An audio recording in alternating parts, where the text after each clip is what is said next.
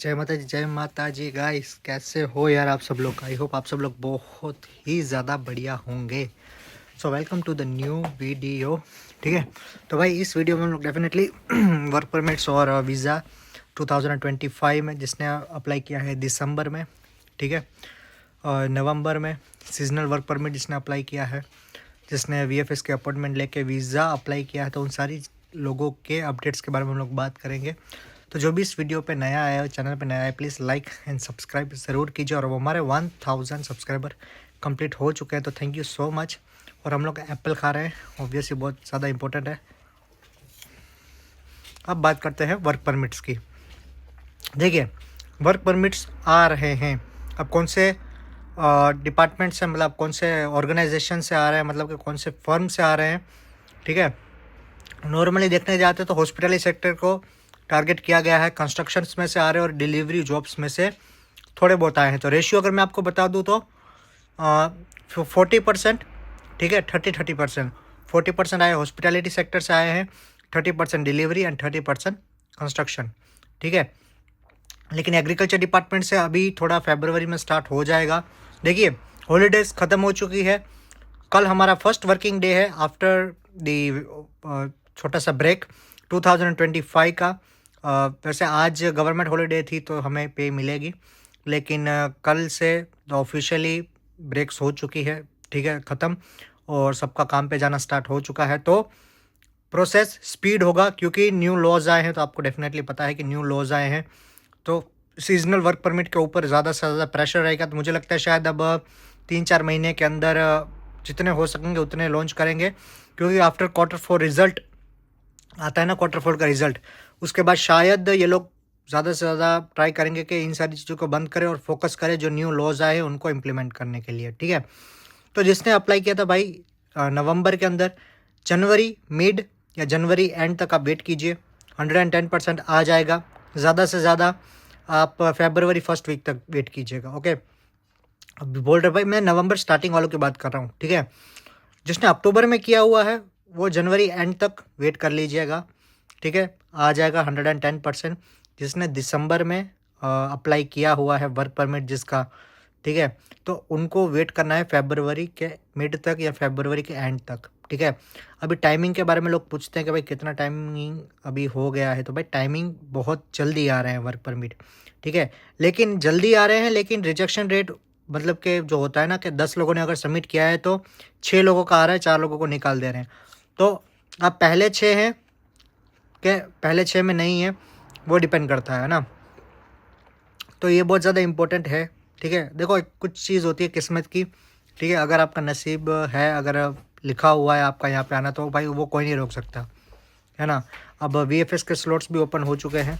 VFS के slots जो India में हैं 15 तारीख तक के ओपन हो चुके हैं। शायद अभी इस 10th के बाद शायद और स्लॉट्स ओपन हो जाएंगे। दिल्ली के तो भाई बहुत जल्द बुक हो जाते हैं, लेकिन मुंबई, बेंगलोर, ठीक है, कर्नाटका या इस साइड के जो स्लॉट्स हैं आप देख सकते हैं। मेरा तो प्रेफरेंस है कि आप दिल्ली ज़रूर देखिए। दिल्ली का तो दिल्ली तो नहीं, मेरा शायद मुंबई स्लॉट्स अवेलेबल है वीएफएस के अंदर। आप मुंबई स्लॉट्स को ज़्यादा से ज़्यादा प्रीफर करिए, इजी रहता है। प्रीमियम लॉन्च रहिए ताकि आपको ज़्यादा दिक्कत बिल्कुल भी ना आए, है ना।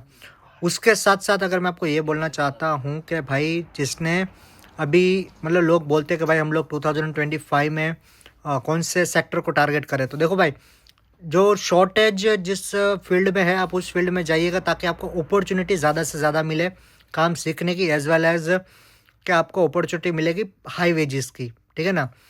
अभी जैसे कुछ है कि जैसे टाइलिंग का काम होता है, पेंटरिंग का काम होता है ना। हमने कुछ लोग देखे हैं, काका भी हमारे साथ, तो हमने लोग देखे हैं कि भाई उसमें भी अच्छा खासा मतलब पैसा है। 5 यूरो, 5.5 यूरो क्लीनर की जॉब है, उसमें भी अच्छा खासा उन्होंने पैसा देखा है। लेकिन जो स्किल्ड वर्कर होते हैं, जो वेल्डर होते हैं या फिर मैकेनिकल इंजीनियर होते हैं, तो उनको भी बस स्टार्टिंग इतनी मिलती है। सबकी starting basic 4 euro, 4 euro 50 cent, 5 euro इतनी स्टार्टिंग होती है, ठीक है। देखो, किसी को अगर ज़्यादा दे रहे हैं ना, जैसे 5 यूरो दे रहे तो शायद उनको खाने का पैसा ना दे रहे हो, है ना। तो डिपेंड करता है, लेकिन धीरे धीरे जैसे जैसे आप अपनी स्किल्स को डेवलप करते हैं वैसे वैसे आपके पे वेजेस को भी इंक्रीज़ किया जाता है। ऐसा नहीं कि आपको सेम कंसिस्टेंटली एक ही पे वेजेस पर रखा जाता है और वैसे भी अब लो आ गया है कि भाई आपको कम वेजेस नहीं दे सकते as compare to the Croatian people जो यहाँ पे काम कर रहे हैं, है ना। तो ऑब्वियस सी बात है, सारी चीज़ें आपके ऊपर डिपेंड करती है। वर्क परमिट्स भाई 10 तारीख तक आप देखिए, 10 तारीख को भी बहुत ज़्यादा लोगों के वर्क परमिट्स आएंगे। जैसे कि अभी लास्ट जो 20 तारीख थी, ठीक है, 20 ऑफ दिसंबर, उसमें इतने ज़्यादा आए थे। अभी 12 तारीख को, शायद 12 तारीख को संडे है, तो शायद उस दिन प्रेसिडेंशियल इलेक्शन फिर से जो सेकंड राउंड है उनका वोटिंग वो हो रही है। लास्ट प्रेसिडेंट था उनका मेजोरिटी वोटिंग हो रही है, ठीक है, उनको ज़्यादा प्रेफरेंस दिया जा रहा है। तो मुझे लगता है शायद उन्होंने हालात अच्छे किए हैं, इसीलिए उनका ज़्यादा से ज़्यादा प्रेफरेंस हो रहा है, क्योंकि उनका टारगेट है कि भाई हमको और ज़्यादा लोग चाहिए, क्योंकि यहाँ पे फिर से एक न्यू स्टेडियम बन रहा है मेजर, एक न्यू एयरपोर्ट बनने वाला है, ठीक है। तो इतने सारे बड़ी बड़ी चीज़ें बन रही है, क्योंकि टूरिज़्म पीक पे है हाल फिलहाल क्रोएशिया के अंदर, एज़ कम्पेयर हम लोग को स्लोवेनिया, रोमानिया, ठीक है, बल्गेरिया, ये जो भी न्यू शेनिगन कंट्री एंटर हुई है, इसके अंदर इतना ज़्यादा पीक पे नहीं है जितना क्रोएशिया में, क्योंकि यहाँ पे ना Croatia is famous for beaches. यहाँ पे बीच बहुत अच्छे अच्छे हैं, और टूरिज़्म है, खाने पीने का अच्छा इन्फ्लुएंस है, और एक मॉडरेट क्लाइमेट रहता है यहाँ पर, मतलब कि इतनी ज़्यादा ठंड नहीं होती है एज़ कम्पेयर हम लोग रशिया से और आयरलैंड से किया जाए, ठीक है। तो मुझे लगता है कि शायद बहुत ही ज़्यादा आगे अच्छा है। इकोनॉमिकल रिपोर्ट तो आपने देख ही ली होगी, मैंने आपको दिखाई हुई है इकोनॉमी क्या है। तो वीज़ा का बात करूँ तो भाई वीज़ा ग्रांट हो रहा है, मतलब कि कुछ कुछ लोगों के 35 डेज़ में आए, कुछ कुछ लोगों के 40 डेज़ में, 45 डेज़ में, अब 60 डेज़ तक तो शायद कोई ही पहुंच रहा है ना।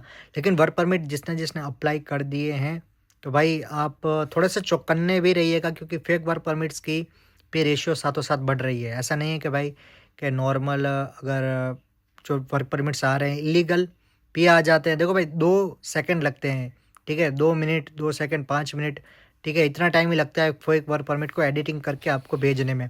अगर आपको वो भेज देता है, देखो आप सोचिए, आप हमसे पूछते हैं कि आप भाई फेक वर्क परमिट्स कैसे वेरीफाई नहीं कर पाते हो। देखो जो वीएफएस का जो बंदा होता है ना, जो आपका वर्क परमिट लेता है, ठीक है, जो वहाँ पे आपके वो डिपार्टमेंट के जो लोग होते हैं, जो वीएफएस के जो डॉक्यूमेंट्स लेते हैं, उनको भी नहीं पता होता है ना, उनको भी नहीं पता होता है। आपको पता कब लगता है, जब आपका वीज़ा रिजेक्शन हो के आपको रिजेक्शन लेटर में, ठीक है, रीज़न लेटर के अंदर आपको वो टिक मार्क करके आया होता है 4th ऑप्शन, कि आपका जो वर्क परमिट है वो फेक है, ठीक है ना।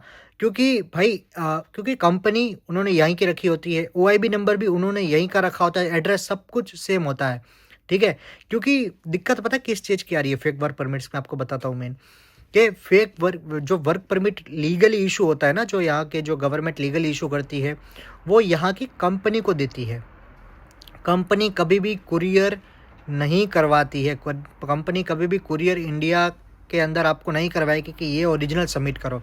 जब आप यहाँ पे आते हो तब वो आपको देती है, ठीक है, आपकी सिग्नेचर होते हैं तब आपको जाके वर्क परमिट दिया जाता है।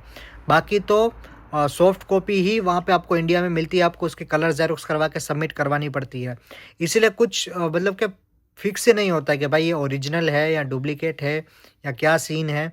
तो भाई इन चीज़ों का भी ध्यान रखिए। एजेंट, देखो भाई फ्रॉड तो होगा ही, कि मतलब कि जो लोग सोचते हैं कि पैसा कमाने का अच्छा ज़रिया है एजेंट्स, तो उनसे भी थोड़ा बच के रहिए। पॉजिटिविटी ये है कि रिजेक्शन रेट अब लोग पूछेंगे तो भाई मैं अगर आपको बोल दूँ तो सच में 80% सक्सेस रेशियो है और 20% रिजेक्शन है, ठीक है। लेकिन फेक वर्क परमिट्स के ज़्यादा केसेस आए हैं, तो फेक वर्क परमिट्स का मतलब ये नहीं है कि रिजेक्शन है ना। अगर आपका कोई दूसरा रीज़न है तो इसका मतलब हो सकता है कि रिजेक्शन है, लेकिन फेक वर्क परमिट्स के रिजेक्शन को हम लोग रिजेक्शन नहीं मानेंगे। अगर कोई प्रॉपर, अगर मतलब ऐसा बोल सकते कि आपकी कंपनी में हमको ज़रूरत नहीं है, तो शायद वो रिजेक्शन है, लेकिन फेक वर्क परमिट्स का हमको रिजेक्शन नहीं मानना चाहिए। वो आपकी गलती नहीं है, वो आपके एजेंट की गलती है, उसको पकड़िए, ठीक है। गवर्नमेंट के भी कोई प्रॉब्लम नहीं है, लेकिन मुझे लगता है इस साल इनका टारगेट होगा शायद ज़्यादा से ज़्यादा 2 लाख वर्क परमिट्स अप्लाई करवाने का, ठीक है। जो लास्ट ईयर था 1,43,000, इस साल शायद मुझे लग रहा है इनका 2 लाख तक का टारगेट होगा, क्योंकि शायद मुझे लगता है सीजनल वर्क परमिट्स मिड के अंदर शायद बंद कर देंगे, लेकिन अभी तो स्ट्रेच कर सकते हैं। अगर आपका सीजनल वर्क परमिट लगेगा तो शायद वो लगेगा 6 महीने का, तब तो 9 महीने तक का आप खींच सकते हो, तो आपको ज़्यादा प्रॉब्लम नहीं आएगी। तो आप 9 महीने तक का स्ट्रेच करवा के आप करवा लीजिए, ताकि आपको बेनिफिशियल हो जाए। तो मेरा तो मानना यही है कि भाई जितना कम पैसे में यहाँ पे आओ उतना ज़्यादा फ़ायदा है। अभी जॉब्स की अवेलेबिलिटी बढ़ जाएगी, क्योंकि दिसंबर अभी न्यू ईयर आ गया, क्रिसमस का, और ये सारी चीज़ें चली गई है। तो अभी जो वेले बैठे थे ना लोग, ठीक है, जो आ गए थे यहाँ पे, जिनको बेचारा काम नहीं मिल रहा था, अभी काम खुलेगा। शायद मुझे लगता है जनवरी एंड फरवरी के स्टार्टिंग तक ज़्यादा से ज़्यादा काम खुल चुका होगा, ठीक है। तो डिलीवरीज की अपॉर्चुनिटी या फिर दूसरे काम्स की, कंस्ट्रक्शन हो गया, सोलार का हो गया, बहुत ज़्यादा काम खुल जाएंगे। तो अब भाई उनको भी दिक्कत नहीं आएगी, जो भाई इतना पैसा लगा के आए हैं, ऑब्वियस सी बात है, 6-6 लाख रुपए लगा के आए हैं, तो भाई उनको तो होना ही चाहिए, ठीक है। तो आप टेंशन मत लीजिए। जिसने भी अभी लोगों को बोलते हैं सितंबर में अप्लाई किया, तो सितंबर वालों को भी भाई ज़्यादा टेंशन लेने की ज़रूरत नहीं है। सितंबर वाले भी भाई जनवरी एंड तक वेट कीजिए। जनवरी में बहुत बहुत बहुत बहुत सारे आएंगे, बहुत ही ज़्यादा वर्क परमिट्स आएंगे, क्योंकि उनको बैकअप अपना क्लियर करना है। जो बैकलॉग होती है ना, बैकलॉग बोलते हैं हम लोग जो, ठीक है, उनको क्लियर करनी है, ताकि न्यू ईयर के अंदर न्यू फंडामेंटल्स, जो बजट पास होने से पहले पहले सारी चीज़ें क्लियर हो जाए, ताकि न्यू बजट के साथ सारी चीज़ें न्यूली अपडेट हों, ठीक है। बाकी ये सारी थी यार वीज़ा की अपडेट्स। बाकी आपको कोई भी और अपडेट्स, कुछ हाईली अपडेट्स आती हो तो डेफिनेटली आपको मैं ज़रूर बता दूंगा। तो भाई अभी तक भी जिसने चैनल को सब्सक्राइब ना किया हो, प्लीज़ सब्सक्राइब, देखिए लाल बटन होगा, आप उसको थोड़ा सा हिट कर दीजिए। बाकी थैंक यू सो मच, आप सब लोगों ने इतना प्यार दिया। 1000 सब्सक्राइबर हमारे कंप्लीट हो गए। बाकी चलिए यार, टेक केयर, बाय, जय माता जी, गुड नाइट।